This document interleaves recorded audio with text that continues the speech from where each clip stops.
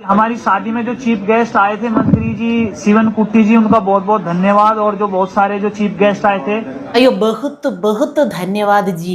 ശിവൻകുട്ടിജിയും റഹീം ജിയും ഗോവിന്ദൻ ജിയും ഒക്കെ മൊത്തത്തിൽ അടപടല ഇപ്പൊ 3 ജി ആയിട്ടിരിക്കുകയാണ്. ഇനി എപ്പോൾ മധ്യപ്രദേശിന് ട്രെയിൻ കയറണം എന്നുള്ള കാര്യം നോക്കിയാൽ മതി. എന്തൊക്കെയായിരുന്നു. ഇതാണ് റിയൽ കേരള സ്റ്റോറി. ഹേ, വിവാഹം സ്വർഗത്തിൽ വെച്ച് നടക്കുന്നു. ഹേ, രണ്ടുപേരും സ്വതന്ത്ര വ്യക്തികളാണ്. ഹേ, അങ്ങനെ നാട്ടുകാരുടെ സൂക്കേട് തീർത്തു കൊടുപ്പുകാര് ഇപ്പൊ ഒരു നിലയിലെത്തിയിട്ടുണ്ട്. എവിടുന്നെങ്കിലും ആരെങ്കിലും കയറും പൊട്ടിച്ച് ഇങ്ങോട്ട് വന്നാൽ ഉടനെ അവർക്ക് എന്താ വേണ്ടതെന്ന് വെച്ചാൽ എടുത്തങ്ങ് മറിക്കാൻ ഇവിടെ ഇരിക്കുക. പക്ഷെ മലയാളികൾ ആരും എന്തെങ്കിലും ന്യായമായിട്ടുള്ള ഒരു ആവശ്യമായിട്ടും കൊണ്ട് ചെല്ലരുത് കേട്ടോ. അന്നേ പറഞ്ഞ് ഈ പെൺകൊച്ച് പ്രായപൂർത്തിയായിട്ടില്ല. അതിൻ്റെ വീട്ടുകാരുൾപ്പെടെ പറഞ്ഞു, അതിൻ്റെ തന്തയും തള്ളയും വരെ പറഞ്ഞിട്ടും നഹി എന്ന് പറഞ്ഞാൽ നഹി, ഞങ്ങൾക്കും ഇങ്ങനെ സൂക്കേട് തീർത്തു കൊടുത്തേ പറ്റുള്ളൂ ഹേ എന്നും പറഞ്ഞ് നേരിട്ടിറങ്ങിച്ചെന്ന് നിന്നതാ.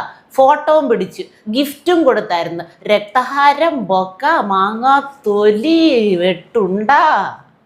ഇപ്പൊ സകലതിൻ്റെയും വായിൽ പഴം. ഹേ, കാമാന്ന് 2 അക്ഷരം മിണ്ടിയിട്ടില്ല. ശിവൻകുട്ടി അദ്ദേഹമാണെങ്കിൽ തോക്കുമെന്നായപ്പോൾ എന്തൊക്കെയോ പിച്ചും പേരുന്നോട് പറയുന്നുണ്ട്. BJP-ക്കാർ മദ്യം ഒഴുക്കി, കഞ്ചാവ് ഒഴുക്കി, വേറെ എന്തൊക്കെയോ ഒഴുക്കിയാണ് അവിടെ വോട്ട് പിടിച്ചത് എന്നൊക്കെ ഇപ്പോഴേ പറയുന്നുണ്ട്. തോൽക്കുമെന്നായപ്പോൾ ആ മനുഷ്യൻ്റെ സമനില തെറ്റിയിരിക്കുന്നു. ഇതൊക്കെ അറിഞ്ഞോ എന്തോ. അറിഞ്ഞാലും ഈ വകുപ്പിൻ്റെ കാര്യം പറയുമ്പം അതെന്ത് കഴിക്കുന്ന സാധനമാണോ, അത് ഏത് ബേക്കറി കിട്ടുമെന്ന് അദ്ദേഹം ചോദിക്കും. ഈ കാള പെറ്റൂന്ന് കേട്ട ഉടനെ പ്രസവ ശുശ്രൂഷയ്ക്കുള്ള സാധനം ചുരുട്ടിക്കൊണ്ട് കക്ഷത്ത് വെച്ച് പോകുന്ന ആളുകളുണ്ടല്ലോ, അത് തന്നെ ഇവർ. പിന്നെ പ്രസവിച്ച കാള ഏതാണ് എന്നുള്ളത് വലിയ പ്രാധാന്യം അർഹിക്കുന്ന ഒരു കാര്യമാണ് കേട്ടോ. എല്ലാ കാളകൾക്കും ആ ഒരു പരിഗണന ലഭിക്കത്തില്ല. ചില പ്രത്യേക കാളകൾക്ക്, ചില പ്രത്യേക വിഷയങ്ങളിൽപ്പെട്ട കാളകൾക്ക് മാത്രം. കല്യാണ വാർത്ത അറിഞ്ഞ ആദ്യം ഓടിയെത്തിയത് CPM നേതാക്കൾ. സർക്കാരിന്റെയും CPM-ന്റെയും പേരിൽ ആശംസകൾ നേർന്ന് MV ഗോവിന്ദനും മന്ത്രി വി ശിവൻകുട്ടിയും റഹീം MPയും. കേരള സർക്കാരിനെയും വിട്ടിട്ടില്ലായിരുന്നു. സർക്കാരിന്റെയും ഞങ്ങളുടെയും പേരിൽ ആശംസകൾ. എന്തെങ്കിലും ഒരു പ്രശ്നം ഉണ്ടായാൽ ഒറ്റപ്പെടൂല്ലല്ലോ, മുൻകൂട്ടി എറിഞ്ഞായിരുന്നു അവിടെ. 2 സ്വതന്ത്ര വ്യക്തികൾ എന്ന നിലയിൽ അവർ വിവാഹിതരാകുന്നു. വയസ്സ് 16 ആയാലും 14 ആയാലും 12 ആയാലും പ്രശ്നമില്ല. പെണ്ണിന് 2 സ്വതന്ത്ര വ്യക്തികളാണല്ലോ. ചെറുക്കന് മാത്രം പ്രായപൂർത്തിയായാൽ മതിയെന്നാണ് ഗോവിന്ദൻ മ്യാഷ്ടർ പറയുന്നത്. എവിടുത്തെ മ്യാഷാണോ എന്തോ, എങ്ങനാ മ്യാഷ എന്നുള്ള സാധനം തുമ്പിൽ വന്നോ എന്തോ എന്ന് കണ്ടാൽ മതി. ഇതാണ് യഥാർത്ഥ കേരള സ്റ്റോറി. ഇപ്പോഴാണ് യഥാർത്ഥ കേരള സ്റ്റോറി ആയത്. കേരളത്തിന്റെ കഥ അങ്ങനെ ലോക പ്രശസ്തമാവുകയാണ് സുഹൃത്തുക്കളെ. യഥാർത്ഥ കേരള സ്റ്റോറി എന്ന് പറയുന്നത് ഈ കല്യാണമാണ്. അത് പുള്ളിക്കാരന് കേരള സ്റ്റോറി എന്താണ് എന്നറിയാത്തത് കൊണ്ട് ഗോവിന്ദ മാസ്റ്റർ പറഞ്ഞത് റിപ്പീറ്റ് അടിച്ചതാണ്. ഇതാണ് യഥാർത്ഥ സ്റ്റോറി, കേരള സ്റ്റോറി എന്ന് അങ്ങേരും പറഞ്ഞു വെച്ച്. വിദ്യാഭ്യാസ വകുപ്പ് മന്ത്രി, തൊഴിൽ വകുപ്പ് മന്ത്രി, ഉത്തരവാദിത്തപ്പെട്ട ആളുകളെല്ലാം കൂടെ ചേർന്ന് സൂക്കേട് തീർത്ത് കൊടുത്ത് ആ പെണ്ണാണെ വാതുറന്നൊന്നും മിണ്ടാത്ത ഒരു പെൺകൊച്ചായിരുന്നു. അതിനുശേഷം ആ പെൺകുട്ടി പത്രമാധ്യമങ്ങളെല്ലാം വിളിച്ചുകൂട്ടി സംവിധായകൻ കയറി പിടിച്ചു എന്നുള്ള പരാതികളായി, കരച്ചിലായി, ഞങ്ങളുടെ കൂടിന് സർക്കാർ നിന്നില്ലെങ്കിൽ ഞങ്ങൾ ജീവിക്കാൻ നിവർത്തിയില്ല, ഞങ്ങൾ എന്തെങ്കിലും കടുങ്കൈ ചെയ്ത് കളയുമെന്നായി. അങ്ങനെ എല്ലാം കൂടി ഇവരുടെ പെടലിക്കുമായിട്ടുണ്ട്. നമുക്ക് കേരളത്തിലെ മുഴുവൻ ജനങ്ങൾക്ക് അഭിമാനിക്കാം. പിന്നെ പൊതുജനങ്ങൾക്ക് ആ അഭിമാനം വേണ്ട. അഭിമാനം മൊത്തത്തിൽ നിങ്ങൾ എടുത്തോ, ഞങ്ങൾ നിങ്ങൾക്ക് തന്നേക്കുന്നു. നമുക്ക് കേരളത്തിലെ മുഴുവൻ ജനങ്ങൾക്ക് അഭിമാനിക്കാം. തൽക്കാലം ഞങ്ങൾക്ക് അഭിമാനത്തിന് പഞ്ഞൊന്നുമില്ല, നിങ്ങൾക്കല്ലേ അതിന് പഞ്ഞം, നിങ്ങൾ വെച്ചോ. ഇതാണ് കേരളം. അതാണ് കേരളം. കമ്മ്യൂണൽ ഹാർമണിയുടെയും മാനവ സൗഹൃദത്തിൻ്റെയും ഇടം.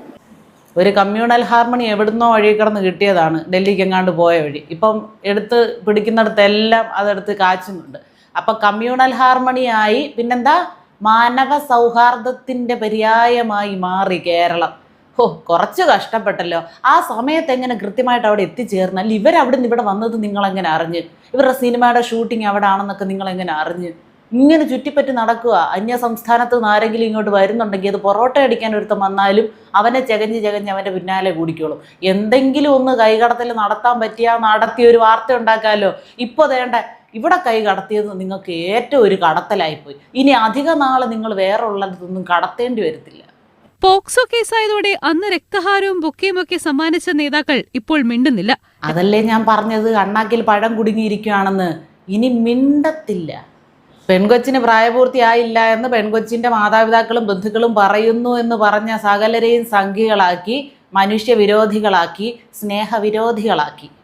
എല്ലാം കള്ളം പറയുന്നതാണ്, എല്ലാ സർട്ടിഫിക്കറ്റുകളും ഹാജരാക്കിയിട്ടാണ് ഇത് നടത്തിയെന്ന് പറഞ്ഞു. ഒരു വ്യാജ സർട്ടിഫിക്കറ്റ് ഉണ്ടാക്കാൻ ഇന്നത്തെ കാലത്ത് വല്ല ബുദ്ധിമുട്ടും ഉണ്ടോ? हमारी शादी में जो चीफ गेस्ट आए थे मंत्री जी शिवन कुट्टी जी, उनका बहुत बहुत धन्यवाद। और जो बहुत सारे जो चीफ गेस्ट आए थे, ഫർമാൻ ഖാനെ അവിടുന്ന് ഇവിടെ വന്ന് അവരെ കളഞ്ഞല്ലോ. രണ്ടുപേർ വിവാഹം കഴിക്കാൻ തീരുമാനിച്ചാൽ രേഖകൾ നോക്കേണ്ടതില്ലല്ലോ എന്ന വാദം ഉയർത്തുന്നുമുണ്ട്. രണ്ടുപേര് വിവാഹം കഴിക്കാനോ ഒന്നിച്ച് ജീവിക്കാനോ തീരുമാനിച്ചാൽ രേഖകൾ നോക്കേണ്ട ആവശ്യമില്ലല്ലോ എന്ന വാദം ഉയർത്തുന്നവരോട് പറയാനൊന്നേ ഉള്ളൂ. നിങ്ങളുടെ വീട്ടിലെ കൊച്ചു കുഞ്ഞുങ്ങളെയൊക്കെ പിടിച്ച് രണ്ട് വ്യക്തികളാണല്ലോ എന്നും പറഞ്ഞ് ഓരോരുത്തർക്ക് വിവാഹം കഴിക്കാൻ വേണ്ടി നിങ്ങൾ അനുവദിച്ച് വിട്ടുകൊടുക്കുമോ? അല്ല, അറിയാൻ വേണ്ടിയിട്ട് ചോദിക്കുക. പോക്സോ വകുപ്പ് എന്താണെന്ന് നിങ്ങൾക്ക് വല്ലതും അറിയാവോ? ഇതൊന്നും ജാമ്യമില്ലാത്ത വകുപ്പാണ്. ഇവനൊക്കെ കയറി ഇറങ്ങി. ഇപ്പോൾ മധ്യപ്രദേശ് പോലീസല്ലേ FIR രജിസ്റ്റർ ചെയ്തിരിക്കുന്നത്. അതും പട്ടികവർഗ കമ്മീഷന്റെ അന്വേഷണത്തിൽ ആണ് കണ്ടെത്തിയിരിക്കുന്നത്. വ്യാജമായിരുന്നു ജനന സർട്ടിഫിക്കറ്റ്. യഥാർത്ഥത്തിൽ ഈ പെൺകുട്ടിക്ക് വിവാഹം നടക്കുമ്പോൾ 16 വയസ്സും 2 മാസവും മാത്രമായിരുന്നു പ്രായം. ശിവൻകുട്ടി ജി 16 വയസ്സെന്ന് പറയുമ്പോൾ നമ്മുടെ +1 പഠിക്കുന്ന ഒരു പെൺകുട്ടിയുടെ പ്രായം. അപ്പോൾ അധികാരപ്പെട്ട ആൾ തന്നെയാണ് കാർമ്മികത്വം വഹിച്ചത്. കൊച്ചിൻ്റെ കയ്യിൽ പാഠപുസ്തകം എടുത്തു വെച്ച് കൊടുക്കേണ്ട സമയത്ത് ബൊക്ക കൊടുത്തിരിക്കുന്നു വിവാഹം കഴിച്ചതിലുള്ള അഭിനന്ദനങ്ങൾ. അന്നേ ഞങ്ങൾ എല്ലാവരും സാധാരണക്കാരായിട്ട് പോലും ഇത് വ്യാജമാണെന്നുള്ള വാർത്തകൾ പുറത്തു വരുന്നതിന് മുമ്പ് പോലും പറഞ്ഞു, ആരെങ്കിലും ചെയ്യുന്ന കാര്യമാണ് ഏതോ ഒരു നാട്ടിൽ നിന്ന് ഒരു പയ്യനുമായിട്ട് വന്നിട്ട് കല്യാണം നടത്തി കൊടുക്കണമെന്ന് പറഞ്ഞ ഉടനെ 3 എണ്ണം കൂടെ പൂച്ചെണ്ടും കൊണ്ട് ഓടുമായിരുന്നു. നേരത്തെ ഇവർ ബൊക്കയ്ക്കും മാലയ്ക്കും ഒക്കെ ഓർഡർ കൊടുത്തിരിക്കണം. ഇവർക്കറിയായിരുന്നു നേരത്തെ. അല്ല, നിങ്ങളൊരു ബൊക്കയും രക്തഹാരവും കൊണ്ട് ഏത് സമയത്തും എടുത്തു ചാടാൻ റെഡിയായിട്ട് നിൽക്കുകയാണോ ഈ സൂക്കേട് തീർത്തു കൊടുക്കാൻ കണക്കിന്? ആ മാതാപിതാക്കൾ, ആ പെൺകുട്ടിയുടെ മാതാപിതാക്കളെ നല്ല സ്ട്രോങ് ആയിട്ട് ഈ കേസിൽ നിൽക്കട്ടെ. അവരൊരു തരത്തിലും പിന്മാറാതിരിക്കട്ടെ. ഇനി അവർ പിന്മാറിയാൽ പോലും ബാലാവകാശ കമ്മീഷൻ, പട്ടികവർഗ കമ്മീഷൻ ഒന്നും വെറുതെ വിടില്ല. താൻ നിരന്തരം ചെയ്യുന്ന കർമ്മങ്ങൾ താൻ അനുഭവിച്ചിടുകന്നേ വരൂ. നമ്മൾ കൊയ്യാൻ വേണ്ടി നടക്കുന്നവരല്ലേ, വിതയ്ക്കുന്നതെല്ലാം നിങ്ങൾക്ക്, നമ്മൾ കൊയ്യുന്നതെല്ലാം നമുക്ക് എന്ന് പറഞ്ഞ് നടക്കുന്നവരല്ലേ. വിതച്ചതും കൊയ്തതും എല്ലാം കൂടെ ഒന്നിച്ചു കൂട്ടി അങ്ങ് വെച്ചോ, എല്ലാം കൂടെ അങ്ങ് അനുഭവിച്ചോ. ഞങ്ങൾക്ക് ആർക്കും ഇതിൻ്റെ ഒരു പങ്ക് വേണ്ട. മലയാളികൾ, കേരളത്തിൽ ജീവിക്കുന്ന ആളുകൾ എന്നുള്ള രീതിയിൽ ഞങ്ങളെ ആരെയും ഇക്കാര്യത്തിൽ പരിഗണിക്കേണ്ട. ഞങ്ങൾക്കൊന്നും ഇതിൻ്റെ പങ്ക് വേണ്ട. കേരള സ്റ്റോറി, കേരളം എന്ന മാതൃക, കേരളത്തിലേക്ക് വന്ന് 2 യുവമിഥുനങ്ങൾ ഒന്നായി കേരളം കേരളം കേരളം എന്നെടുത്ത് ഇടയ്ക്കിടണ്ട. നിങ്ങളെയൊക്കെ മലയാളികളെന്ന് വിശേഷിപ്പിക്കാൻ തന്നെ ഞങ്ങളൊക്കെ നാണിച്ച് നിൽക്കുക. പിന്നെ ആ പെങ്കൊച്ചിന് പ്രായപൂർത്തിയാകാത്തതായതുകൊണ്ട് ഇനി തൊട്ട് അതിൻ്റെ ഫോട്ടോ കാണിക്കാൻ പറ്റില്ല, അതിൻ്റെ പേരും പറയാൻ പറ്റില്ല.